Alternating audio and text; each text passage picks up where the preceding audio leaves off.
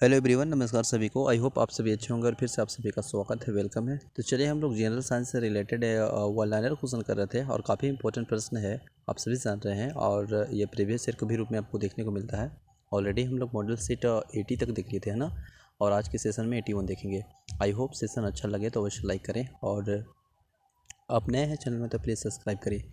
तो देखिए प्रश्न 1 है और काफ़ी इंपॉर्टेंट है, पूछा भी गया है कि फोटोग्राफी में प्लूटो को काले कागज़ों से ढक कर क्यों रखा जाता है ना। तो फोटोग्राफी प्लेटो को काले कागज़ में से ढक कर क्यों रखा जाता है? क्योंकि प्लेट पर लगा जो सिल्वर होता है ना, सिल्वर ब्रोमाइड, वो प्रकाश के प्रति अति संवेदनशील होता है।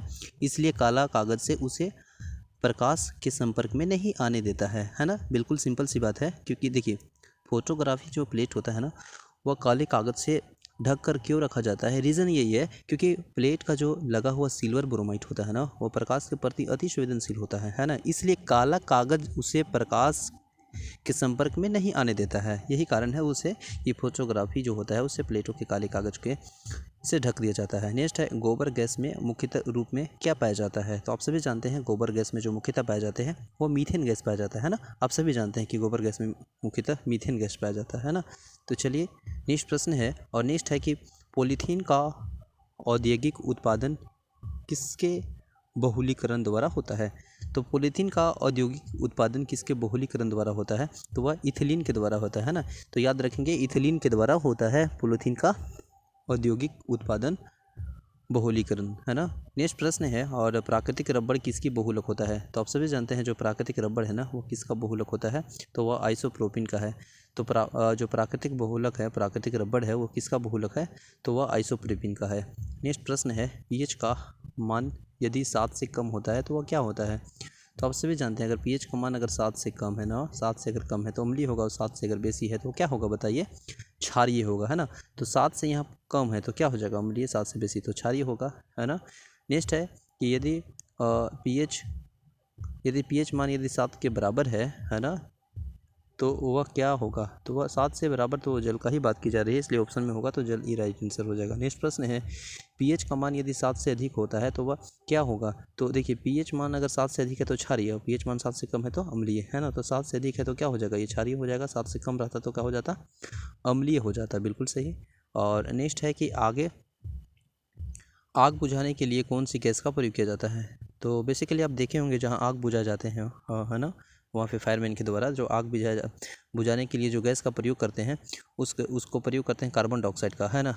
तो जो कार्बन डाइऑक्साइड का जो प्रयोग करते हैं ना आग बुझाने के लिए, तो उसी का प्रयोग होता है। नेक्स्ट प्रश्न है, प्रोड्यूसर गैस का रासायनिक रूप क्या है? तो प्रोड्यूसर गैस का जो रासायनिक रूप है, ये केमिकल नेम है ना, वह आपका CO+N2 है ना। तो याद रखिएगा CO+N2 है, ठीक है। नेक्स्ट प्रश्न है, सागर जल में सर्वाधिक मात्रा में पाया जाने वाला पदार्थ क्या है? तो सागर जल में सर्वाधिक मात्रा में जो पाया जाने वाला जो आपका पदार्थ है वह साधारण लवण है। वो क्या चीज़ है?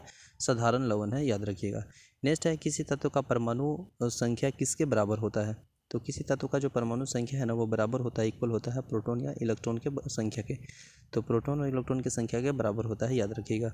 नेक्स्ट है, शर्करा विलयन के किण्वन से बनने वाली गैस कौन है? तो शर्करा जो है आपका विलयन के किण्वन से बनने वाला जो गैस है वो कार्बन डाइऑक्साइड है। वो क्या है?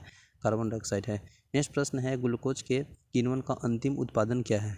तो आपका जो है ना ग्लूकोज के किण्वन से अंतिम जो उत्पादन क्या है वो कार्बन डाइऑक्साइड और जल यानी CO+H2O, है ना।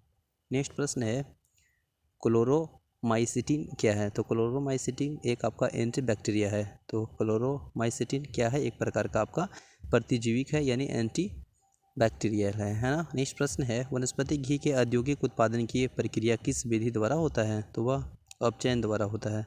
तो अपचयन द्वारा होता है, ठीक है।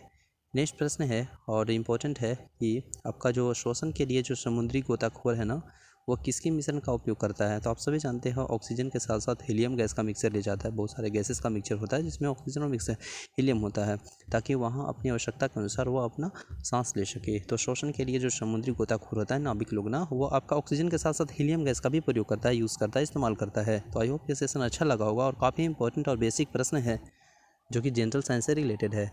तो आई होप सेशन अच्छा लगा होगा, तो आप लाइक करें, चैनल में नए हैं तो सब्सक्राइब करें। मिलते हैं नेक्स्ट वीडियो में, तब तक के लिए बने रहें। जय हिंद।